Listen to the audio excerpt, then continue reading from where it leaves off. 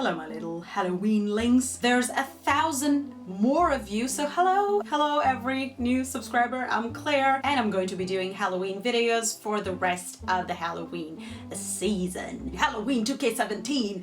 That rhymes. It's mind-boggling. This is Morticia Addams. I thought I would start you off for Halloween with something pretty and glam. It's also featuring this lovely wig and of course body painting as a suit, which I'm really feeling right now, and I'm thinking of growing my hair out and making this a normal thing, like just going out in my grayscale skin tone and just owning it. Without further ado, we're going straight into the video, or this way, whichever way the video is for you. It's too late in the evening for sanity.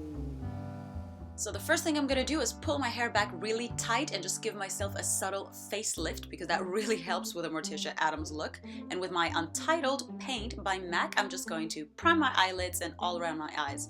For my skin tone, I'm going to mix a white foundation and a gray eyeshadow. So I'm scraping off a little bit of the eyeshadow to create a mixture on a petri dish or just a plastic lid, because that's way more handy. And then I'm setting all of this into place with my translucent powder. And once you've got a nice opaque layer of your light gray foundation on, or what looks more like a clay mask, you're going to go straight in with a black eyeshadow and we're going to start working on the eyebrows. So I'm going to try and lift the arch as much as I can and make them pointy and raised so that they look as cartoony as possible. With the same black eyeshadow, I'm also going to be tracing along my crease or above it just to create a fake cut crease. And it's uneven. So just going in with my white eyeshadow just to fill in that fake lid and make it stand out a little bit more. And then going in with my black gel liner for extra intensity, I'm just going to fill out the outer portion of the lid. So for this look, I just want to pull the eye upwards rather than outwards, which is why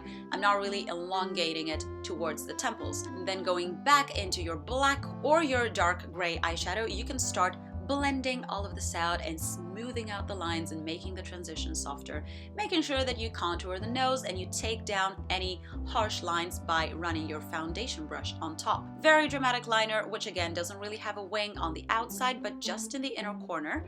And for the waterline, I'm going in with my white eye pencil just because I really want to open up the eyes and create a great deal of contrast between the inside of my eye and the outside of my eye, using black eyeshadow and a little dip towards the inner corner that mirrors the top. Just a coat of mascara, top and bottom, just so I can have something on my lashes before I go in with these really dainty and sparse, really cartoony lashes. As you can see, I'm really going for the slightly exaggerated look, which is not necessarily very literal or very realistic because it's Halloween and we want to have fun and look glam and kind of visually interesting at the same time. Speaking of which, I'm adding a little bit more structure to the face. So by a little bit, I mean a lot. And that happens with my dark gray eyeshadow, which I'm using very liberally to hollow out my cheekbones and to trace along the sides of my nose again and underneath the jaw, right under the lips, on my temples and inside the dip of my cupid's bow and on my hairline and wherever else you would imagine to contour on the face. Of course, I'm fading all of this out with my foundation brush. I'm then going to line my lips with a black eye pencil, and the shape I want to give them is a little bit more triangular, so I'm not really overlining my top lip too much and a little bit more squared off on the bottom.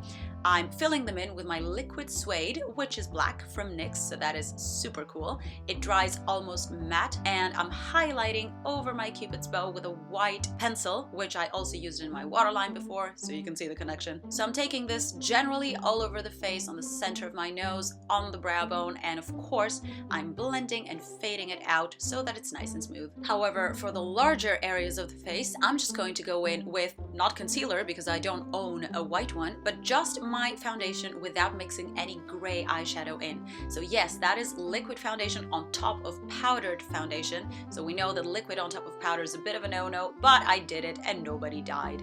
Just a little bit of white eyeshadow on the center of the lips as well, because Morticia's lips are supposed to be red. So the grayscale version of red, it wouldn't be pitch black, but more of a brighter black. I've been waiting to say this phrase all my life. Why don't you use a brighter shade of black, honey? It really brings out your eyes or your true colors. But I digress. Back black to the contour of our chest and our collarbones and our neck, which I'm also going to achieve by using this dark gray eyeshadow.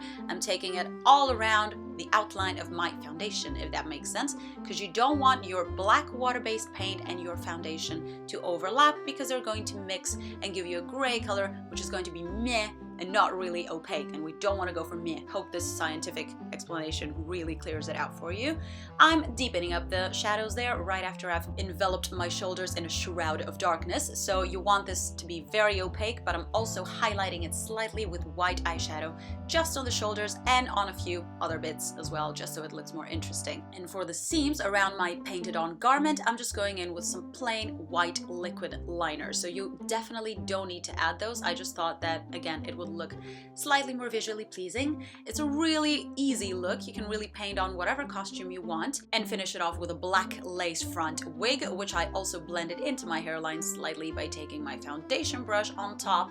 And there you've got the finished grayscale Morticia Addams look. So do let me know what you think of this look in the comments down below, whether you would wear it at a Halloween party, for example. Thank you so much for watching, and I'll see you next week with another Halloween video. Bye!